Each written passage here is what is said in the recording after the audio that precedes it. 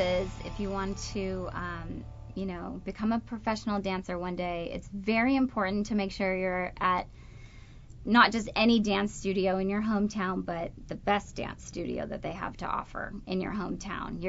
It's all about the training, and you could have a dancer with very much so raw talent, but it's you're only going to get as good as your best teacher at that studio, in my opinion. So it's very important to just try to be with a reputable studio, or if you don't have money, we also represent a lot of street dancers that literally have trained on the streets, trained watching music videos and movies with dance, and they're self-taught. That's absolutely a way to get into the business, but you just have to work very, very, very hard, and you've got to stay up on just do research, basically. You've got to check the internet to see who choreographed that amazing music video I just saw with all the dance in it, who directed it.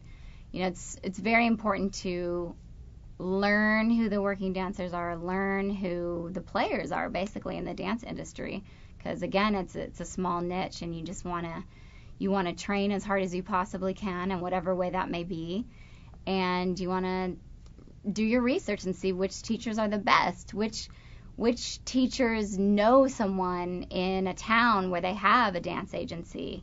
Maybe if you're in a smaller town in another state, maybe your teacher knows a big choreographer that's with Bloc agency, and just ask them questions. Just do as much research as you can on that. Of course, materials, super important to start getting your resume together, even if you've only done a school play, and you did a little dance movement in there. Start writing that stuff down, start preparing your materials that you're going to need when you're going to be a professional dancer. Workshops are an excellent way to get into the dance world and to meet some of the big players. There's conventions, like I said before. There's workshops you can go to on the weekends. You sign up for those. You go. You'll meet a slew of professional choreographers that are teaching at those conventions and workshops. That's an amazing way to get in. Taping yourself is really good in class. I personally, as an agent, even if I get referred to some amazing star and I've seen them on TV dancing and I know I want to sign them, I just want to see what they look like learning a routine in class. So maybe they went to go take a hip-hop class or a jazz funk class, and have your friend tape it on their phone. People are going to want to see that. How are you really in that situation, learning a routine quickly? How are you prepared for that? So that's very important, and that's something you should start doing if you're thinking about a career in the professional dance world.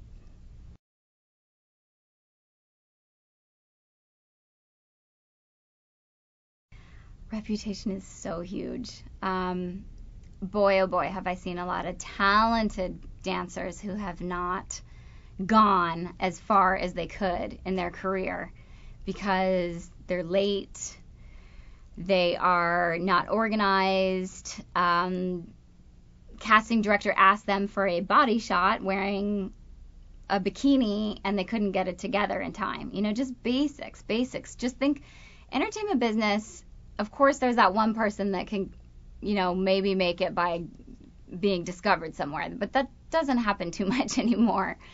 So basically, think about any other business. Think about how do you make it in the corporate world.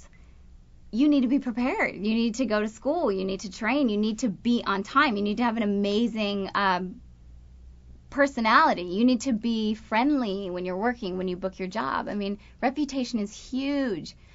I have seen so many talented dancers who just kind of can't get it together. Maybe they're going through a hard time in their life. I'm not quite sure, but it's very sad when somebody can't get that kind of motivation or, just become responsible. It's just you kind of got to grow up and get into this career and think of it as a business and not just an art. Because if you want to go and if it's only about the art for you, you can go dance on 3rd Street Promenade and, make a couple bucks in a hat, or you can go do a dance company, which is amazing, and you can dance as much as, tons of shows, and that's a great opportunity as well. But if you're going to be in the commercial dance business, you really have to take care of yourself and just really be on top of it. And just, you cannot slack. You can't be late. You cannot have a bad attitude.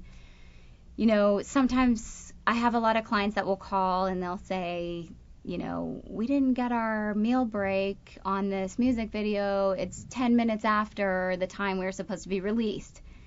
Yes, you do need that $8 extra if whatever the penalty is, if they release you a little bit late, you know, on set. But think about the big picture. Think about